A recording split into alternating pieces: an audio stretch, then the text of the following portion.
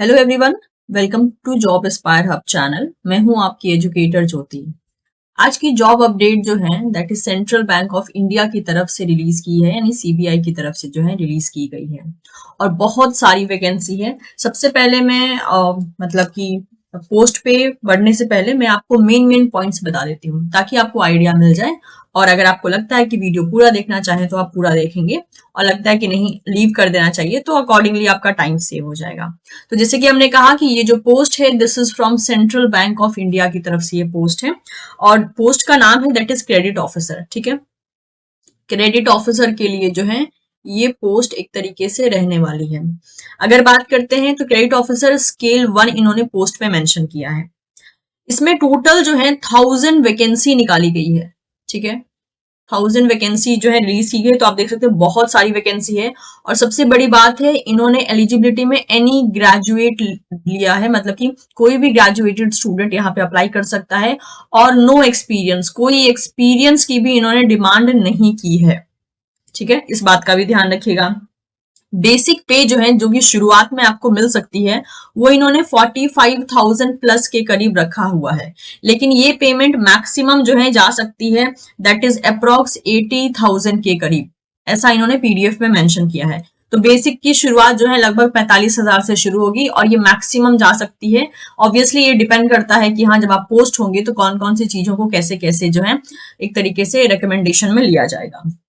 Selection की बात करें कि इसका सिलेक्शन कैसे होने वाला है, तो आपका सीबीटी मोड में जो है एग्जाम होगा, जिसमें कि डिस्क्रिप्टिव क्वेश्चंस अलग से जो है उसके लिए भी एग्जाम लिया जाएगा, और जो इस एग्जाम में सेलेक्ट होगा उसका इंटरव्यू लिया जाएगा। ठीक है, ये रहा प्रोसेस कि आपका सिलेक्शन कैसे किया जाएगा। इंटरव्यू में जो स्टूडेंट सेलेक्ट होगा ना, उनको 1 साल के लिए एक कोर्स करना होगा, जिसको कि इन्होंने नाम दिया है पीजीडीबीएफ। ठीक है, पोस्ट ग्रेजुएट टाइप का कुछ कोर्स होगा जिसके बारे में अभी हम बात करेंगे, और ये लगभग 1 साल का होगा। और इसको आपको करना होगा, इसको करने के बाद जो है तब जाके बैंक आपको एब्जॉर्व करेगा, एंड आफ्टर दैट आपको जो है ये पर्टिकुलर सैलरी जो कि 45,000 से लेकर 80,000 के बीच के रेंज में हो सकती है, वो सैलरी आपको दी जाएगी। अब यहाँ पे सवाल आता है कि क्या ये एक परमानेंट पोस्ट है, तो जी हाँ, ये एक टाइप का परमानेंट पोस्ट है जो कि सेंट्रल बैंक ऑफ इंडिया की तरफ से जो है रिलीज किया गया है। फाइन, अब ये सारी चीजें हो गई। चलिए अब समझते हैं कि ओवरऑल इन्होंने जो इनका पीडीएफ जो रिलीज हुआ है नोटिफिकेशन के साथ, उसमें इन्होंने क्या मेंशन किया है। अब ये भी आपके दिमाग में क्वेश्चन हो सकता है कि एग्जाम कब होगा, तो एग्जाम की डेट इन्होंने नहीं दी है, लेकिन आने वाले 2 से ढाई महीने में हम इनका एग्जाम एक्सपेक्ट कर सकते हैं। तो एग्जाम कौन सी सिटी में होगा और कब होगा, इसके बारे में ये अपनी इसी ऑफिशियल वेबसाइट पे जो है आपको इन्फॉर्म कर देंगे, that is centralbankofIndia.co.in।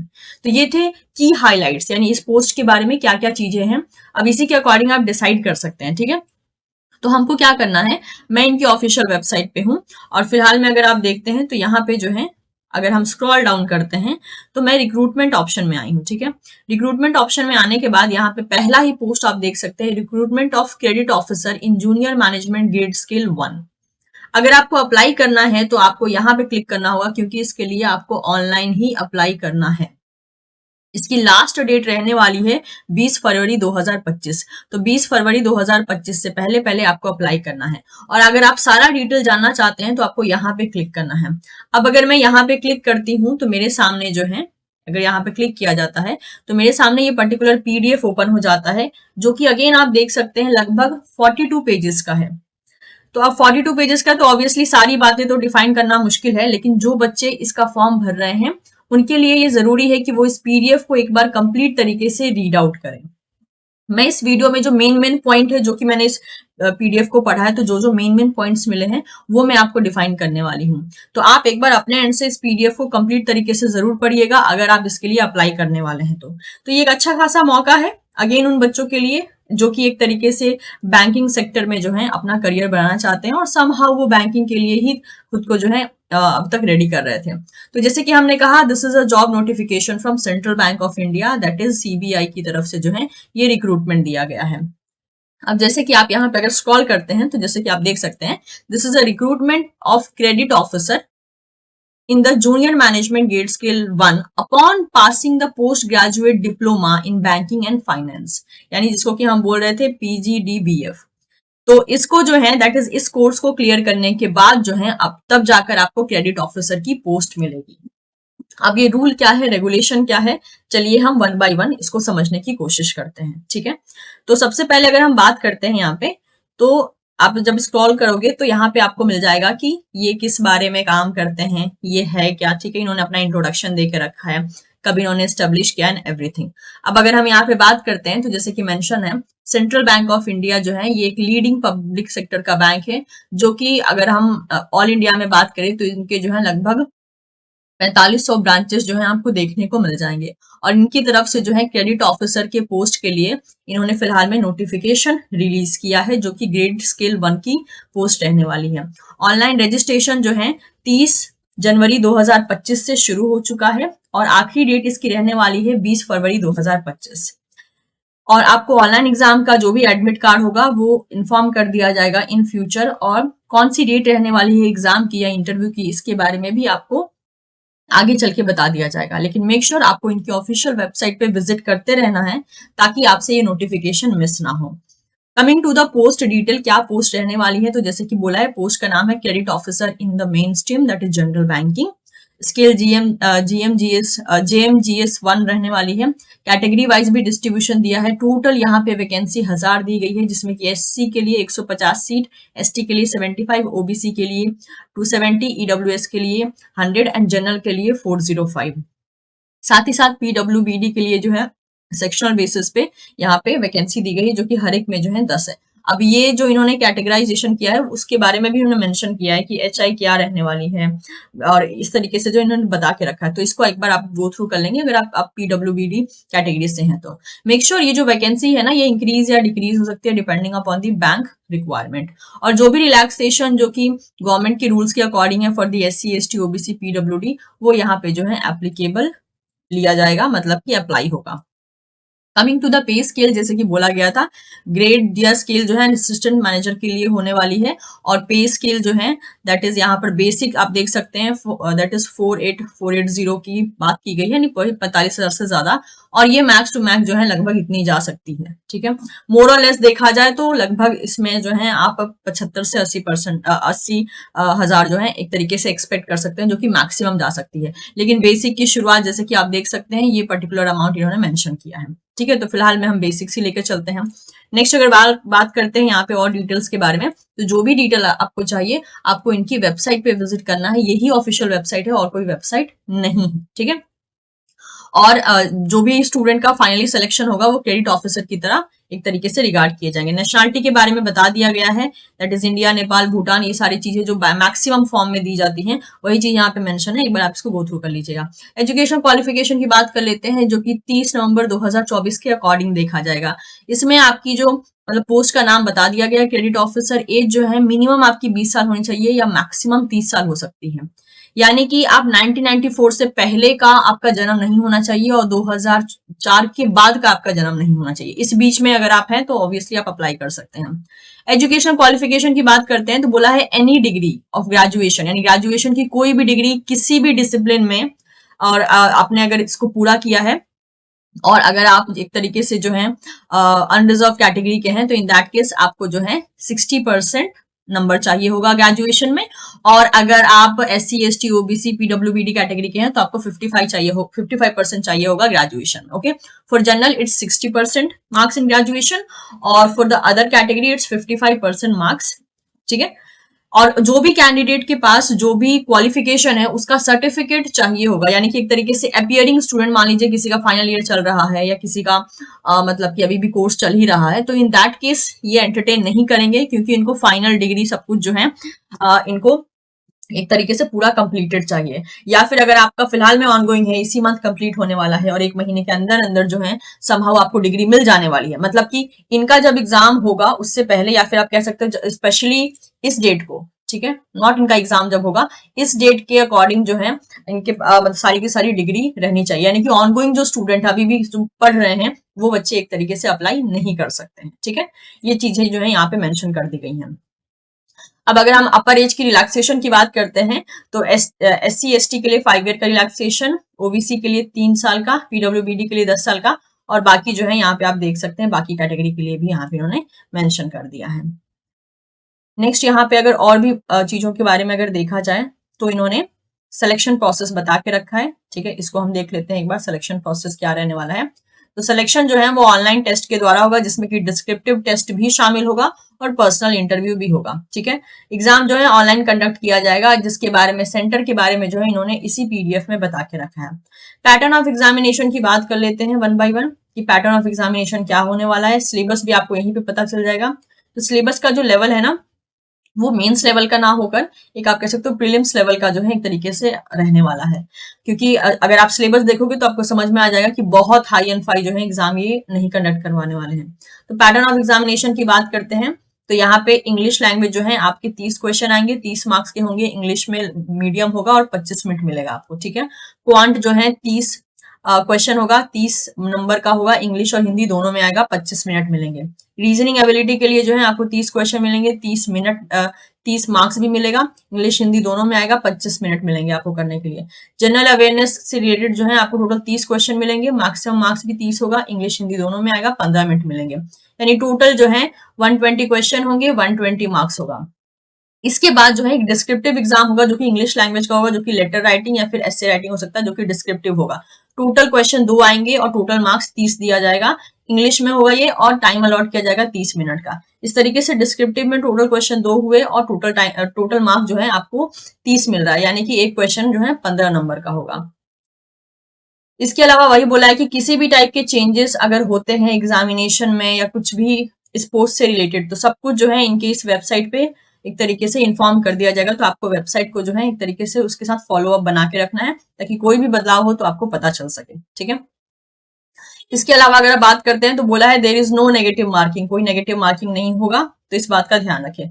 Cut off की बात की गई है तो each candidate will be required to obtain minimum score in each test of online examination and also minimum total marks to be consider for the short listing. तो ये जो आपका ऑनलाइन एग्जाम होगा ना, उसमें एक पर्टिकुलर आपको कट ऑफ मेंटेन करना होगा, जिसके बारे में हमने बोला तो नहीं है, बट ऑब्वियसली एक पर्टिकुलर कट ऑफ आपको मेंटेन करना होगा ताकि आप क्वालिफाई कर पाए।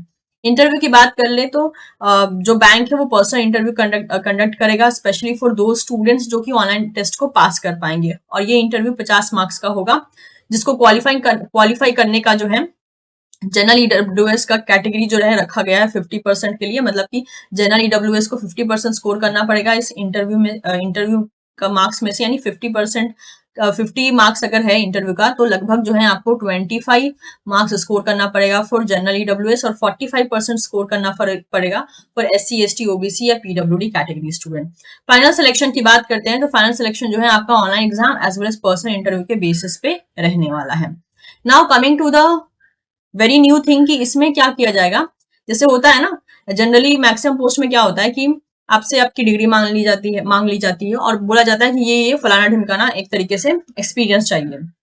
इन्होंने क्या बोला है कि हम खुद ही आपको एक्सपीरियंस देंगे, ठीक है, लेकिन आपको एग्जाम और इंटरव्यू क्लियर करना है, हम खुद ही आपको एक्सपीरियंस देंगे। लेकिन इसमें इन्होंने और एक मतलब की चीज कर दी है कि जो एक्सपीरियंस ये देंगे, 1 साल की जो ट्रेनिंग देंगे यहाँ पे, मेनली पोस्ट ग्रेजुएट का आप बोल सकते हो कोर्स रहने वाला है, इसका जो फी होगा वो कैंडिडेट को ही पे करना है। जैसे कि मेंशन है कि जब आपका फाइनल सिलेक्शन हो जाएगा तो उसके बाद आपको मैंडेटरी है to pass post graduate diploma in banking and finance, जिसको कि पीजीडीबीएफ बोला जा रहा है, और ये कोर्स 1 साल का होने वाला है। तो ये कोर्स जो है बैंक मतलब एक तरीके से बैंक के ही एफिलिएशन में या फिर आप कह सकते हो बैंक से ही टाई अप होके कुछ कॉलेजेस हैं, उन कॉलेजेस में जो है आपको ये particular post graduate diploma course करवाया जाएगा और ये मैंडेटरी है सबको करना।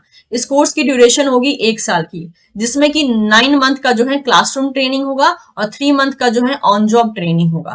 ठीक है, और ये आपको करवाया जाएगा बिफोर गेटिंग इंडक्टेड और एब्जॉर्व इन द बैंक, यानी फाइनल आपको एब्जॉर्व करने से पहले ये ट्रेनिंग जो है आपको करवाई जाएगी।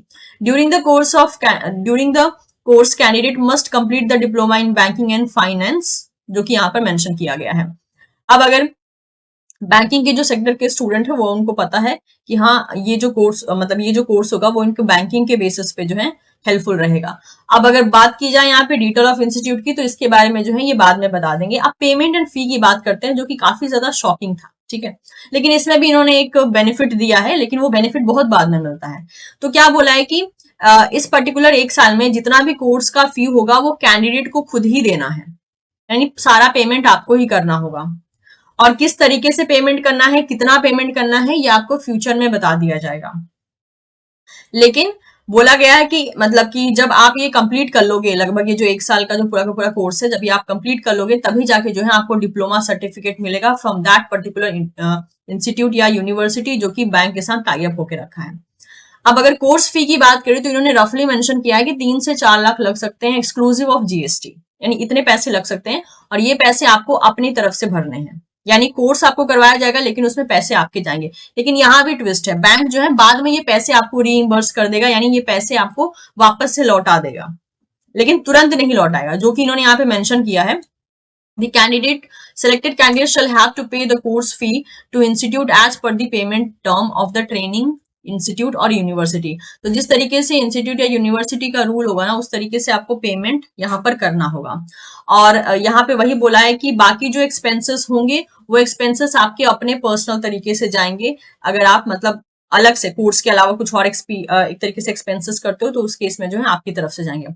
इन्होंने यहाँ पर और भी एक चीज बोली है कि आप चाहें तो एजुकेशन लोन ले सकते हैं। मान लीजिए आपके पास पैसे नहीं है बट आप ये पोस्ट के लिए अप्लाई करना चाहते हैं और कोर्स के लिए पे करने के लिए मान लीजिए आपके पास उतना फंड नहीं है, तो इन दैट केस ये एजुकेशन लोन भी प्रोवाइड करते हैं। अब ये एजुकेशन लोन जो है सेंट्रल बैंक ऑफ इंडिया की तरफ से भी हो सकता है या अदर बैंक की तरफ से भी हो सकता है, ये ऑप्शन इन्होंने यहाँ पर दिया है। ठीक है, ये सारी चीजें हैं, तो ये एक बार आप प्लीज गो थ्रू कर लीजिएगा, बहुत सी बातें इन्होंने मेंशन की है इस बारे में। अब रीइंबर्समेंट की बात करते हैं, यानी कि कोर्स में जो आपका पैसा लगेगा ना, ये इसको रीइंबर्स कर देंगे, यानी बैंक वाले आपको वापस से वो पैसा दे देंगे जो पैसे आपने कोर्स में इन्वेस्ट किए हैं। लेकिन ये कब होगा? After the successful completion of 5 year in the bank by the officer, the bank will reimburse the course fee only. यानी कि जब 5 साल आप उस बैंक में काम कर लेंगे तो उसके बाद जो है आपका जो भी फी लगा है उस कोर्स को करने में, 1 साल का जो कोर्स आपने किया उसको करने में जो भी आपका अमाउंट लगा है एक्सक्लूडिंग द जीएसटी, वो सारा का सारा कोर्स फी जो है बैंक आपको रीइंबर्स कर देगा, यानी कि वापस से दे देगा। तो इन दैट केस आपको सारे जो भी मतलब क्या कह सकते हो डॉक्यूमेंट्स हैं जो कि इस चीज को बताते हैं कि बैंक मतलब कि जब आप पढ़ रहे थे कितना क्या अमाउंट लगा, कितना क्या फी लगा, वो सारी चीजें आपको अपने पास रखनी होंगी। ठीक है, to the successful candidate only the course fee will be reimbursed and no other additional charges cost will be considered for the reimbursement। और सिर्फ दैट इज कोर्स का जो फी है ना, सिर्फ वही दिया जाएगा। अगर आप अब अलग से कहीं से मतलब कि मान लीजिए कहीं और आप जाके रह रहे हो, बाहर कहीं रह रहे हो, या उसमें मतलब कि स्टेइंग में पैसा लग रहा है, तो वो सब चीजें जो है ये रीइंबर्स नहीं करेंगे, सिर्फ कोर्स के फी को जो है रीइंबर्स करेंगे। ठीक है, यानी कि ये वापस लौटा देंगे, लेकिन वो ड्यूरेशन बताया गया है कि 5 साल के बाद लौटाएंगे, यानी कि आपको काम करते हुए जो है 5 साल हो जाएगा तब ये लौटाएंगे।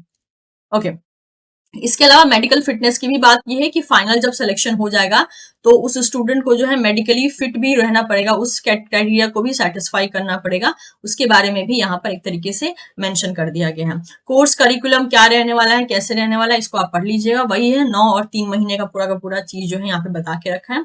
अच्छा, इसमें पैसे की भी बात की गई है, जैसे मान लीजिए टोटल 1 साल का कोर्स रहने वाला है ये, तो बोला है 9 मंथ के लिए जो है कैंडिडेट को 2500 पर मंथ मिलेगा, यानी 9 महीने के लिए फॉर 9 मंथ आपको जो पैसा मिलेगा यहाँ पे स्टाइपेंड मिलेगा वो होगा 2500।